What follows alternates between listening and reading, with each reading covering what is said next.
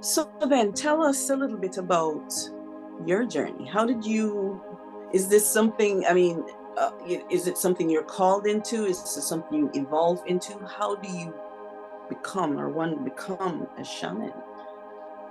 I don't remember a time of aspiring to be a shaman per se. Yes, When I was yes. 15 years old, up till 15 years old, I was a science. I consider myself a scientist. I had a passion for science all my life, collecting rocks and stuff like that. But at 15 years old, I was introduced to the idea of a science of healing.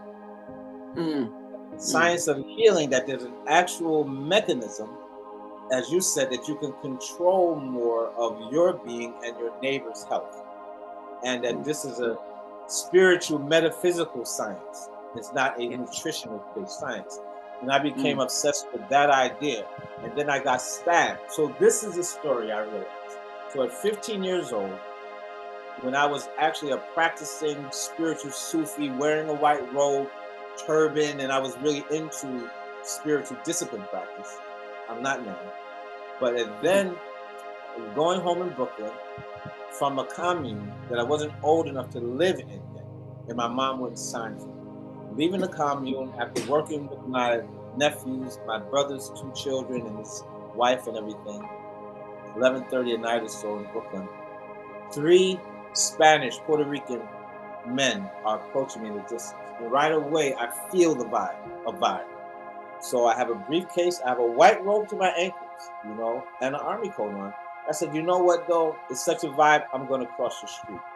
And then as I got halfway across the street, I said, now if I cross the street, they're gonna think that maybe I'm afraid of them. So I said, I'm not gonna cross the street. So I went back on the street. And sure enough, as I approached them, they pulled out knives, butcher knives and knives, and to Spanish, but like, I don't have any money, no tengo dinero, blah blah blah, take the thing. But one of them is just angry and he's hitting my briefcase, and one of them is holding my arm. They don't check my pockets. They take my briefcase as a Canon camera. They take the silver pendant that says Allah in Arabic on this pendant, and they take that from me. And the crazy one just stabbed me in the back for no reason. And I realized I've been stabbed, and I turned around more in shock. And he took that maybe as aggression, so he went to stab me in my heart. But in that case, I ripped my hand out of the hand and sliced open my arm right. So now I'm in Brooklyn, stabbed, lung collapsed, bleeding, three men. I'm 15 years old in a white robe by myself at night. So I turn around to run, and this is what changed me. I turn around to run to Bushwick Avenue. They don't chase me. And as I'm running, I see myself running from the side, and I see my poofy fly back and me try to grab it because it was one of my favorite possessions my brother had given me. It was fur, like one of those Russian poofies with the Mhm. lamb's wool. Okay. And I tried to grab it. But I saw myself from the side doing it. And I could never forget that. And absolutely no drugs, no caffeine. I was very strict. I was no kind of idea of a hallucination. I saw myself from the side. I ran, and eventually I got to Bushwick Avenue. People were rolling up their windows and locking their doors because now I was drowning on my own blood and looked like stumbling. And so finally, some woman cracked her window, and I said something like, "I've been stabbed and I'm hurt. Can you help me?" And a man said, "Tell him to show you the blood." I said, "What?" She said, "Show me the blood." So I turned around. She said, "I don't see any blood." So I moved the army coat, and I guess that white robe must have been a flag of blood. She said, "Oh my gosh, get it!" And I flopped in the back of the chair. And long story short, she took me to the commune, which was 5 blocks away. Told the security, one of your people is out here, he needs help. And that was like, that's a lie because all of us have curfew. We're not even allowed after midnight beyond these gates. So we're not going for that. And I poked my head up. They seen it was me. They called, because I was already the golden child who wanted to be there. His mother wouldn't let him. They seen it Okay. was me. They called the code blue. And then basically, according to them, I said, I don't want to go to a hospital. I want to go to the temple. And Mm. I remember me feeling myself like I was walking out of my body, like a laughing. I don't remember anything after that except waking up. I'm hearing someone says, "Don't die on me." Come on, bro. Don't die on me, bro. Come on, man. Don't die on me. And I said, somebody's in trouble. And I realized that I was in a vehicle. These people, the couple and my brother from the community was looking for the hospital and didn't know how to find it. And my brother had decided I was dead already anyway, but I wasn't breathing and stuff like that. That became the next 24 hours of one of the elders from the commune coming to me and telling me that the leader of the commune that I followed back then, I was a follower of a leader, said that it's not your time to go. He's sending the angels to heal you. Don't worry, you're not going to die. They didn't even want to put me in a room. They didn't want to waste it. They told my mom and my sisters, look, it took too long to get him here. He's lost too much blood, but he doesn't know that. He's not in shock. So if you can't remain calm, then don't go in there and see him because you're going to speed up his passing. So my mom said, I got to see my baby. I'm okay. My big sisters managed it and started hiding blood clots and stuff from my mom before she walked in the room. Naturally, my mother walked in the room. What did I do to my baby? She fell out. I started crying. My heart started beating. The blood started pouring out. Like the doctor said, I went into shock, from my mom's shock. And I learned something then. And then the next 24 hours, I survived. They put me in a room, strapped up, hair, catheter, arms, everything. 24 hours, the x-ray technician came and said, well, he was a Muslim. He said, you're a believer. I said, yeah. He brought me tea. He brought me all kinds of natural medicines, And he said, but the x-ray, he said, if I didn't know better, he said, all the years I've been here, I've never seen an x-ray change like yours had from last night to today. He said, I don't know how to explain it. He said, but I'm the x-ray technician. I do this for a living. Something is going on with you, young man, so you are blessed. He gave me a very encouraging speech.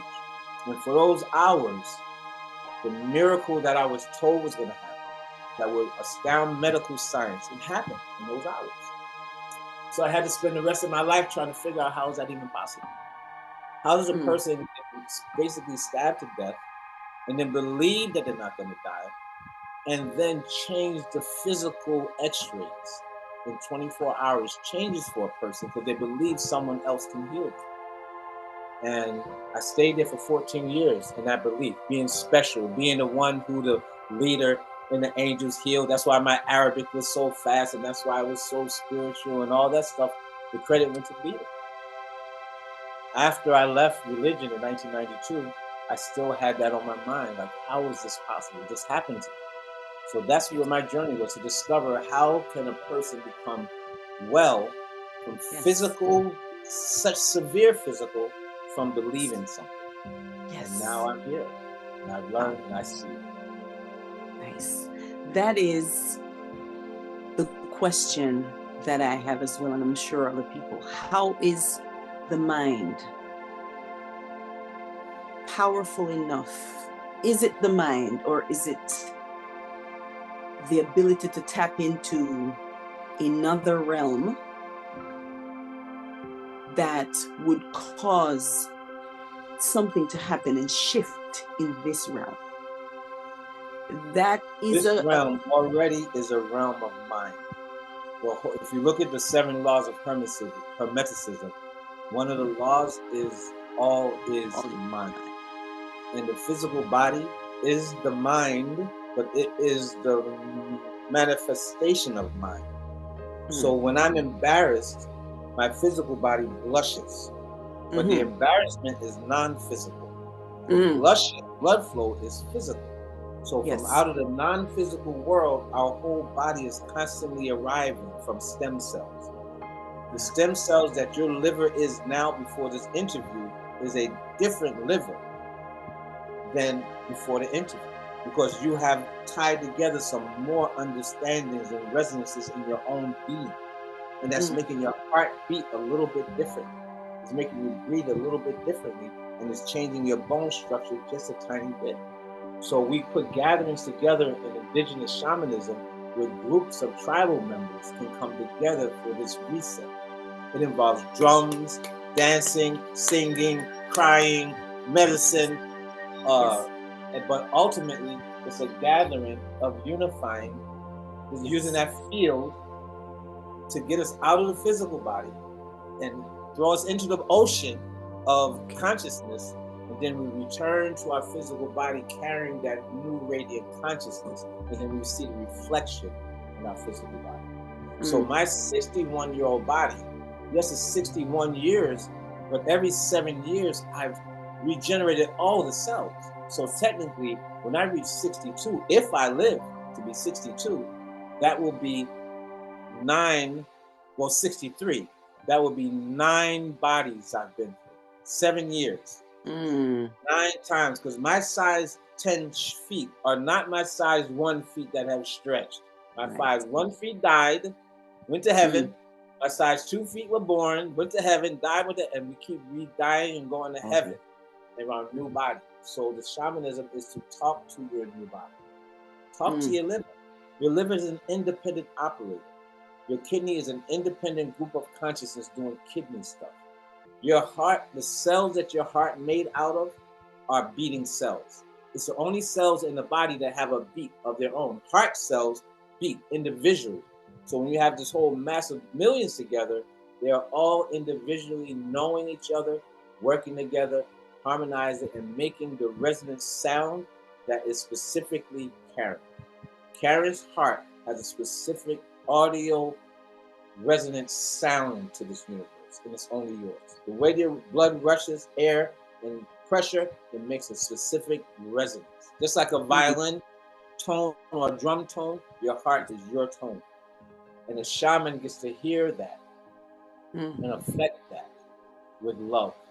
Shamanism, a shaman, when a person is in the receptive mode from plant medicine, Mm. that's when we, heart to heart, field to field, we don't make the correction, we are the correction. We Mm. sit at our best, knowing that when that individual group is receptive, they will match our best. And that's Yes. all we can do. We don't have powers. We Right. have the ability to center ourselves to our best. Okay. But to get to our height, we had to go and put our feet in hell. To get to heaven, we have to have our feet in hell. And Yeah. that's the challenge of shaman. We are Okay. constantly wondering, have we lost our mind? Because we Okay. have no identity anymore. We have no personality. We have no personal history. Part of shamanism is you have to drop your personal history. I can Mm. tell a story about growing up here or there in Brooklyn, but they're only hand-picked little snatches I picked. It Mm. doesn't really, there's no history of me as a little boy that resonates in my mind. You can call me Kenny, Ken, Amin, Kenneth, Mr. Haines, none of it resonates with me. Only thing that resonates with me is love. I feel attraction. I feel affection between air molecules. I feel the Mm. affection between the roots of my ganja plant and the soil. I feel the soil wanting to become a flower. And I feel the flower loving to eat the soil. And Mm. I feel it and I know it. And my Mm. cats, I have a bunch of freeloaders and we all communicate. I'm aware of me. I'm aware of them. They're aware of me. Okay. They wake me in the morning. They give me to about 5:55. The mother cat perches in my window. She tries not to get me to throw something at her. I try to. We go through this ceremony every day because Yes. I've had parrots, iguanas, cats, dog, Labrador, and I've noticed that everything is communicating. There's no human consciousness. It's just Yes. consciousness. It's a There's no community. human happy. It's just happy. If you call your cat looks around like what? There's curiosity. There's no human curiosity. Every animal who's sentient is curious. It's a part of every baby animal is playful. Every mother plays with her babies. Bears, tigers, lions, everybody. Kangaroos. So this is not human consciousness. This is cosmic motherhood. So the Yes. men, the warrior shaman, his last task is to be able to take instructions from a woman. We don't even see that one coming because learning your task is all macho, disciplines and stuff, and facing your fears and all that. And then at the end of your initiation, you're being told that that the boss of all of this is a woman, is a feminine thing. So you will have to submit yourself to a feminine side of you. There's a feminine in you that you have been ignoring because you're mostly masculine expressive. But you're 50% X and 50% Y. Yes. So that 50% now, shamanism, the shaman now is getting a relationship for the left side of his body. The left side of your body is controlling your abstract right brain. Your left brain is your logical brain doing your right-handedness. So we come out of our right-handedness as part of shamanism is teachings for the left side. That's one of the terms for it in Aztec medicine.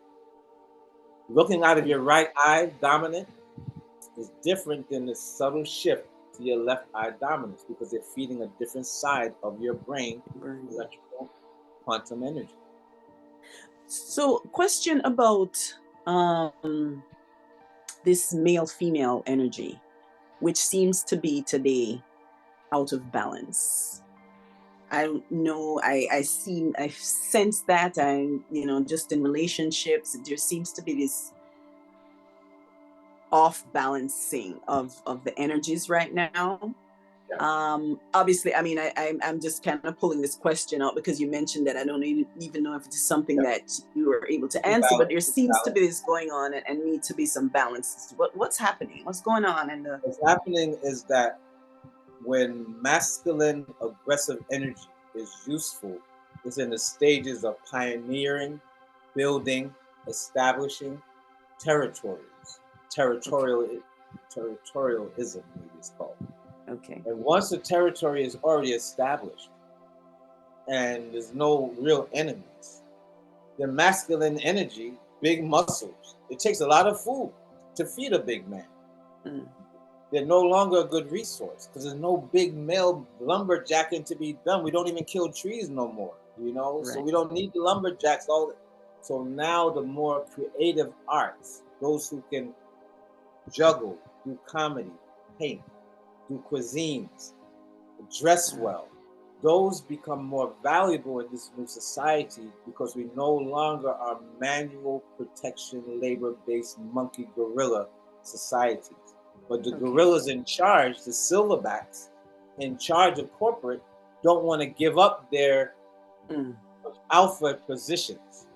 So now the men who have taken the meditation, they discover that true power is in the receptive mode, not the alpha mode.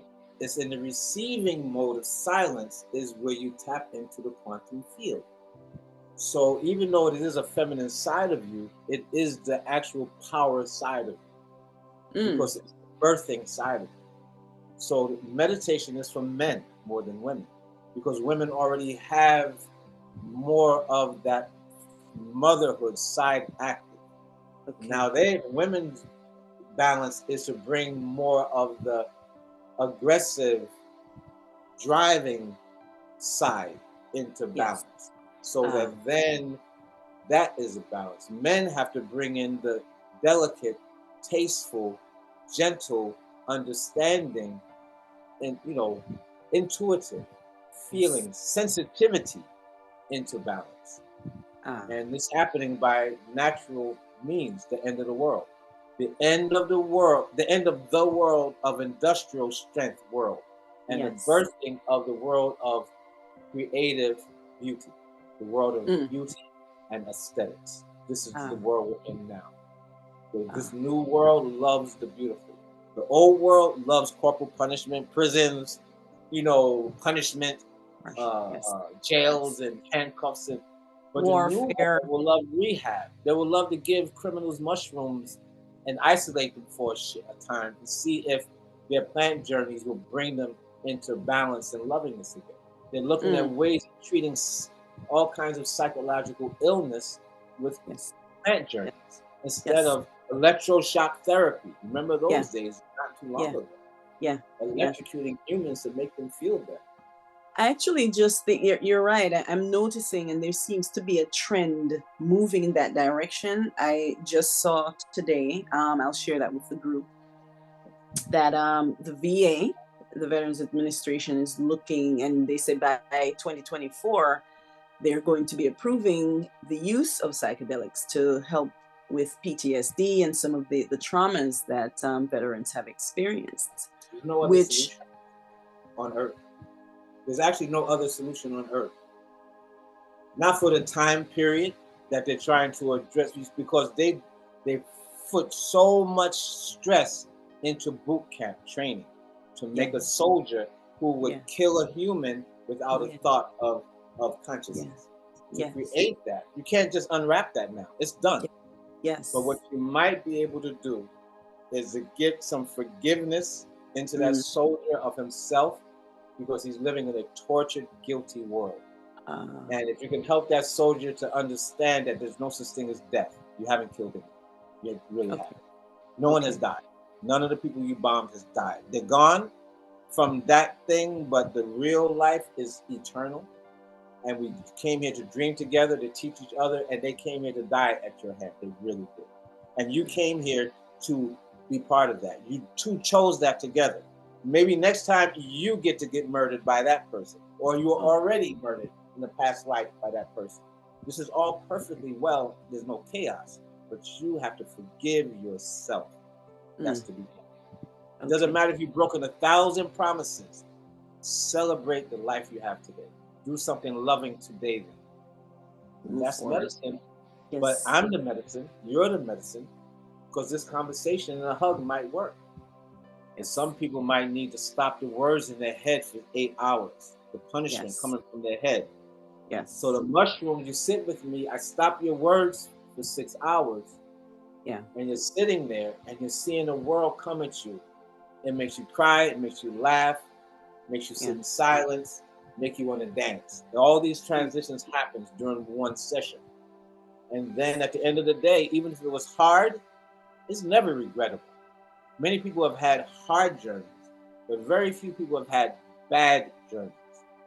A bad journey to me would be, you have a journey where you hallucinate there's snakes, and this snake comes at you in a spiral and carves into your navel. It starts digging through your navel, as far as you're concerned, eating up your organs. That has happened in trips. That sounds like a bad trip, but it's not. That's hard. But when you come out the end of the next day, your organs are there. Your belly is there. And not only your organs there, that cramp, that gas cramp you used to have for the last 6 months or 6 years is gone. uh-huh, And you realize that that snake wasn't a snake. It was something healing that I thought yeah, was eating me. And it was okay, only taking away something that I no longer needed. okay, And when you get to understanding that the medicine will only take from you that which is already extra and become a burden to you, not something you were born with, it will never take away anything that you are. It will only take away layers that parenting and cultures put on us. So you can yes, have a break to see who you are. Once you cool, see who you are, then you get determined to now be who you mm, are. And once you nice, become a being, a human being, and not a human becoming, then yes, you're finished. When you're finished, maybe you won't get the approval of society. Maybe society will say that you failed. Look at you. mm, What do you do? What do you just sell herbs and yeah, spices and drinks? You call that making a living in a tropical island? yeah, And that person is truly being a medicine person. A medicine. You asked about women shaman. In shamanism, women have been called medicine women, bruja, but it mm-hmm, also gets interpreted into witches, because mm-hmm, witch means wise woman in the language it came from. mm, Medicine woman, witch doctor in Africa, calling the voodoo shaman a witch doctor. mm, Doctor means someone's getting better. yes, Witch means I don't understand the stuff that he's doing though. That's what how uh, the colonizers called them witch doctors, because all the makeup and the mask and stuff. But indeed, the white colonizer himself, got cured of hemorrhoids and blood. Uh, what you call when you leaking blood? Uh, uh, uh, uh, when uh, Hemophilia type? And basic hemophilia, but it comes in the forms of Oh, internal bleeding, okay. ulcers, dandruff. All this is imbalances of Europe. Africa never had dandruff. Yes. Dandruff is a result of an imbalancement of melanin, sunlight, energy, earth energy. So this is a young race, the European race. They're Yes. young to this. The Yes. Nubian race has been here thousands of years longer and has adjusted to eat sun properly. Yes. The Has adjusted to. Europeans have only recently learning and are not able to eat sunlight like we.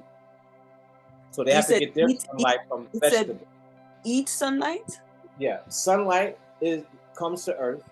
It's called photosynthesis. As it Mm-hmm. comes as light, our seeds are able to convert sunlight with water into starch, sugar, and build into plants, flowers, food, and whatnot.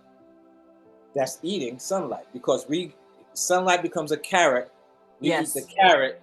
Our body Yes. turns the Making carrot this. back into energy, sunlight again. That's So correct. energy to food to energy. The European race doesn't have that mechanism of melanin that is a factory that turns sunlight into vitamin D and other useful things. They don't have the ultraviolet shield. So they're receiving dangerous rays that's tearing the surface of their skin because they don't have the melanin to filter out the Ah, ultraviolet, that okay. spectrum. So they're growing into Earth. We are already fully adapted Okay. to our star. They're not Okay. quite adapted. Yes. I mean, wow.